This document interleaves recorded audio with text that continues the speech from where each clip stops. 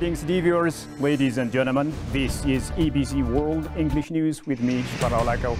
And do stay with us as I take you through our selected brief updates for the hour. But first, the following top stories. Saudi Transport and Logistics Minister says Ethiopia's economic plan is moving in the right direction.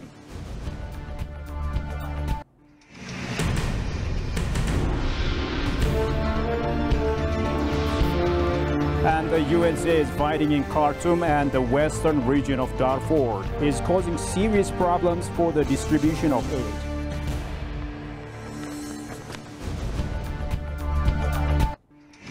Now, Prime Minister Abiy Ahmed has held a bilateral discussion with Cuba's Vice President Salvador Valdez Meza, who is in Addis Ababa for a working visit. The Vice President of the Republic of Cuba, Salvador Valdez Meza, arrived in Addis Ababa on a working visit to Ethiopia. Prime Minister Abiy Ahmed has held a bilateral discussion with the Vice President, according to the Office of the Prime Minister. The two sides explored strengthened cooperation in the medical sector, tourism services, education, and sugar industries.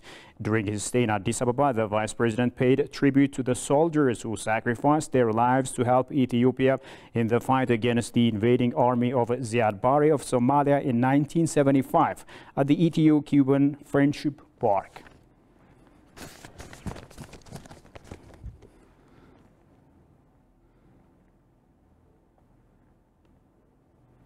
Ethiopian Disaster Risk Management Commission discloses that the government has distributed humanitarian assistance to 7.3 million people across the country over the past 3 months. Speaking to journalists, Commissioner Shifarao Teklemariam said a large amount of the humanitarian assistance was delivered to people in conflict-affected areas such as Tigray, Afar, and Amhara, and to people affected by the unprecedented climate change in 7 regions of the country. The commissioner also said that the magnitude of the climate-induced impact alone affected over 1 million people, resulting in the displacement of 500,000 people. According to him, the government has taken the lion's share of the humanitarian aid in 2 rounds. A 3rd round of humanitarian relief assistance is also required for the needy people already identified, with resources both from the government and international aid agencies.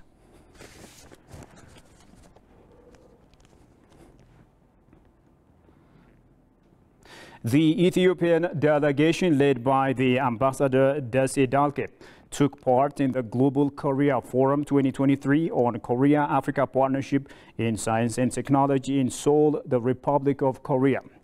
During the forum, which took place under the theme A New Paradigm for the Korea-Africa Partnership, Science, Technology and Innovation in Focus, Ambassador Desi Dalke stressed the need for Africa to digitalize its economy, emulating the experiences to be gained from the Republic of Korea.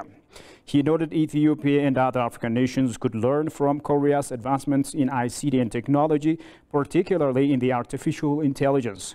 In his speech, Ambassador Won Kin Leo, the president of Korea-Africa Foundation, recalled how Ethiopia had supported South Korea during the Korean War and emphasized the need for stronger ties between Africa and the Republic of Korea in areas such as science and technology.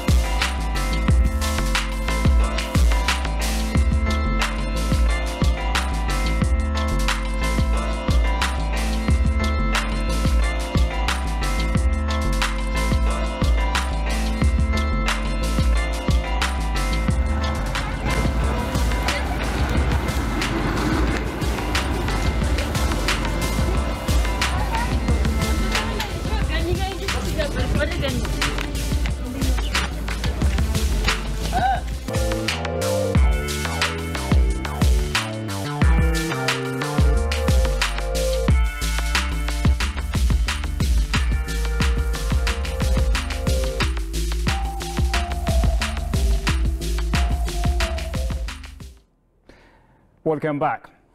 The Saudi Arabian delegation led by the Minister of Transport and Logistics Services Engineer Saleh bin Nasser Al Jasser visited the Mojo Dry Port and Terminal, the Entoto Park and a railway station.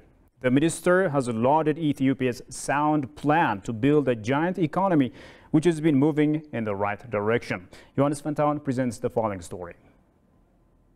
During their visit, the delegation witnessed the progress in the logistics and transportation sector in Ethiopia and the opportunities that the two countries will work together. The Transport and Logistics Service Minister of Saudi said Ethiopia has been taking successful steps to grow its economy. I'm very delightful with the progress that I've seen. I think there is a lot of programs being implemented here in terms of logistics and in terms of general development, which is reflected in the growth in GDP, which is the highest in Africa. In Saudi Arabia, we are also implementing our Vision 2030, which aspire to transform Saudi Arabia on every front, and implementing that through a number of national strategies, one of which is the National Transportation and Logistics Strategy, which aspire to transform Saudi Arabia into a logistics hub. And I think there is a lot of area of collaboration and potential discussion between the two countries. Bario Hassan, State Minister of the Ethiopian Transport and Logistics Ministry, for his part said Ethiopia is working to strengthen its relations with Saudi in multiple sectors through attractive investment opportunities. በትራንስፖርትና ሎጂስቲክስ ዘርፍ ላይ የሳውዲ አቅም የሚታወቅ ነው። አድቫንስድ ነው። ቬሪ አድቫንስድ ነው። Saudi's capacity in transportation and logistics sector is advanced. Ethiopia also wants to increase its logistics services to facilitate the huge economy it is moving. Ethiopia is not only interested, but it is planning a broad strategy and investing.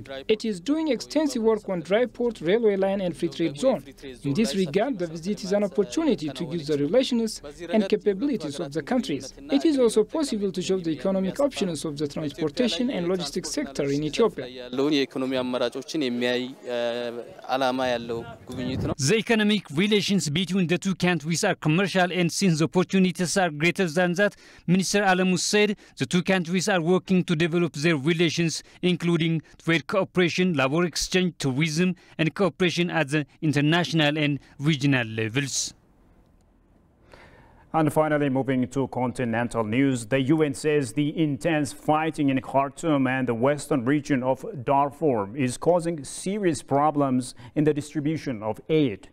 Officials have also expressed their concern that the war in Sudan will be forgotten as the war in the Middle East intensifies. Goshumalisa was more on that from BBC. As the conflict enters its 8th month, the Sudanese people are facing their consequences. More than 10,000 people were killed and 6 million individuals have been displaced from Khartoum and the cities of Darfur, and the situation for ordinary Sudanese citizens is deteriorating rapidly. Displacement, food shortages, and the destruction of critical infrastructures, including hospitals, schools, electricity, and water stations, have created a humanitarian crisis of immense proportions. UN officials approached by BBC said the situation in Sudan is ransacked, and they expressed the war will be spread to neighboring regions. We are very worried about the situation of children. The grave child rights violations the reported ones so far represent 550 times more than the verified cases in 2022. And I'm talking about reported cases because we are still doing the verification. Definitely within Sudan itself, every day there is increased fighting. Every day there is active fighting. Today we heard about the fighting in East Darfur, in Al Bain, which so far had not been heavily impacted. And we are worried that it could move to other areas within Sudan itself. Former U.S. Deputy Chief Mission for Sudan, for his part, said as the war intensified in the Middle East, the international community gave less attention in Sudan despite hard to judge. They've obviously been supplying these arms for a long period of time. This is nothing new. And there's no indication that it's a larger quantity than in the past. In fact, it's conceivable that it's even a smaller amount, but there are now so many arms floating around this part of Sudan that it doesn't really make that much difference what the quantity is. I don't see that they're necessarily trying to take advantage of the situation in Gaza. These countries have to ask themselves, what are they gaining out of this? By destroying Sudan, which is exactly what's happening, how do they gain from this? There have been various talks in Jeddah between warring parties, but it hasn't brought effective results. Well, dear viewers, with that, we come to the end of today's news. Thank you for watching us. Bye-bye.